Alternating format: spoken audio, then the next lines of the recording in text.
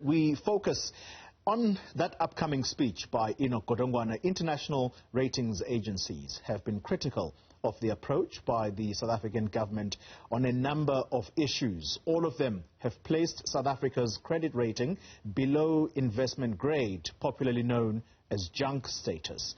Our business editor, Xolani Mbanjwa, is in Parliament and talks to us ahead of that all-important speech at 2 o'clock this afternoon. Xolani, good morning to you once again. Ratings agencies not mincing their words, and it doesn't look like they're going to change their position unless and until economic reforms that they have been singing about are implemented. Good morning once again, Oli. That is absolutely right. Ratings agencies will be a part of our lives in South Africa, just like many other countries, as they keep us on the straight and narrow when it comes to our fiscus. It's something that is going to be with us for a long time. But for now, we are turning our attention to the political parties represented in Parliament, as we haven't caught up with them yet, and we're using this opportunity to get from them what they wish to hear from the Finance Minister Enoch Godongwana come 2 p.m. this afternoon. And with me is the ANC caucus representative here in Parliament, Mr. Sifiso Buthelezi, who is also the chairperson of the Parliamentary Committee on Appropriations. Mr. Buthelezi, thank you very much for joining us. You sit in the Appropriations Committee, really looking at what the Finance Department, National Treasury, is appropriating money and how it's actually, where it's actually going. What do you like to see come 2 p.m. as you sit in that Appropriations Committee in the National Assembly? Good morning to you, sir, and good morning to the viewers of Newzroom Afrika. I think firstly, as the African National Congress, we would like to congratulate the new minister and say we understand how difficult the budget is. What are we looking for? Our economy has been ravaged by COVID. You can see what is happening with unemployment. Firms are closing down. So what we'd like to see from the budget is how do we get out of this situation? And how do we get out of this situation? I think it's all agreed that we should try to get back to a situation where the economy grows and grows at a faster rate. So 1 to 2. 2, what's also very important, what came out from SONA is that we shouldn't leave anybody behind. So the people, especially the most vulnerable people, the black people of this country, should feel being part of rebuilding and again being the recipients of whatever we'll be getting. So how are we dealing with that? And the President has already said that there's an extension of the SRD grant, the 350 Rand grant. People always look at that and say it's just a grant. But if you look at the circular flow of resources in the economy, the 350 Rand, which ends up being about 44 billion Rand per annum, that's good. It's a money which goes back to the economy. It means somebody who's baking bread is going to bake more bread, more sugar, and so on. So it just doesn't end there. It helps to grow the economy. But I'm just saying that we would like to see those people not being left behind. Also, especially in the rural areas, you still have got situations where you don't have bridges. From SONA, it came out that we are saying that the SNDF should go there and build those bridges. So we'd like to see the minister, what the resources are accompanying that. Also, because I'm focusing here on the rural economies, we spoke about cannabis and hemp.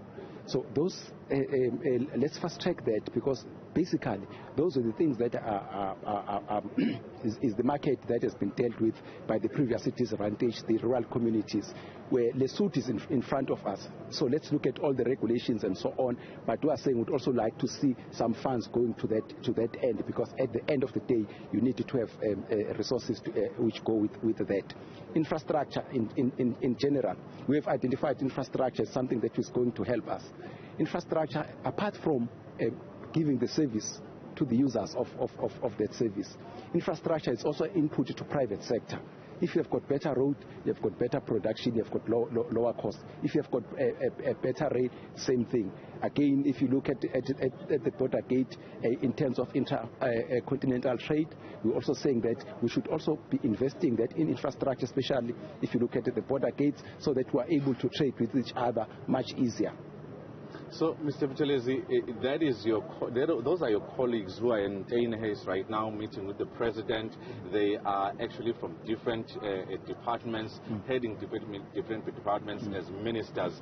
There are a lot of demands, a lot of pressures on Finance Minister Enoch Godongwana. Not everyone is going to get what they want, even the little. Would you agree with me saying that? I agree 100%. This is budgeting. It's about priorities. You remember when you were also Xolani, when you were also growing up. As a family, there are things which are important to the family, but which are not prioritized. Same here. We must look at those things which are going to help us get out of this as much as possible. We must prioritize. Some of the things must go to the background. That's the position that we are going to take as the African National Congress, that we can't do everything, important as they may be, but others will have to take a back seat. Thank you very much. That is Sifiso Buthelezi, the ANC caucus representative here in Parliament, and they're telling us about the infrastructure, the SRD grant, economic growth as being very, very important to the political party that is in government when it comes to what the Finance Minister has to say today. Next up to join me is Dr. Dion George, who is the DA Shadow Minister of Finance, and we are speaking to him also about what the party expects today from the Finance Minister. Dr. George, thank you very much for joining us once again. It's quite an important day where the official opposition has to have a say in terms of what they expect here today. When we go back to the State of the Nation address, the President did say and make a promise that he will battle corruption. They are going to fight corruption. What does he need to do to support the NPA and police in order to execute that mandate? I don't think that it's really a problem of money, getting people convicted for corruption. It's political will that's required. We've seen that problem. Now, the President is articulating that we do want to prosecute people who are committing corruption. We do have the entities in place. They are capable. They just need to get it done. So I think that the political will to find people responsible, press charges against them and have them jailed has not been there. And we hope then that that's going to change. And that is one of the reasons why the DA has proposed a corruption tax for those businesses that are found guilty of committing corruption in our economy, because they will then add money to our economy, it will increase growth in the economy, and it will enable us to deliver more services and to protect the vulnerable, the very people that have been affected by the corruption. Also, very importantly, we need to send the message, both locally and internationally, that South Africa is open for business, that we are not a jurisdiction that tolerates corruption, and that is the key thing. So we are very pleased with what the President has said.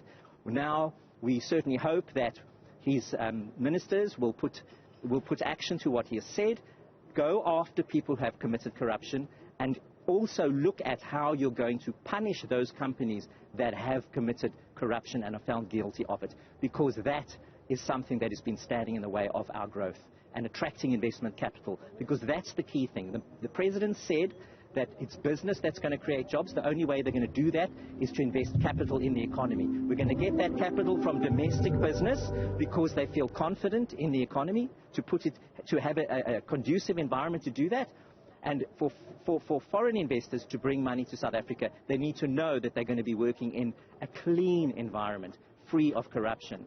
Also, we need to encourage domestic saving. We need to get the tax that gets in the way of saving out of the way. And we're hoping that the Minister will say something today about tax relief for business investing in the economy, also for tax relief on savers, so that we can start growing the economy, because the more money we get, the more revenue we have, the more we can support vulnerable people. We're also looking for the introduction of a conditional basic income grant, for example, to support the most vulnerable. And we also want the Minister to start talking much more strongly about the water crisis in South Africa. We know the energy crisis is being addressed. We're looking at private sector investment, which is a very good thing. I think that's the right way to go. We now need to start looking at what we're going to do in terms of infrastructure for water. Also, we need a lower fuel tax. It is causing inflation, it is making transportation more expensive, and it is driving people out of the economy. That's where the Minister needs to focus.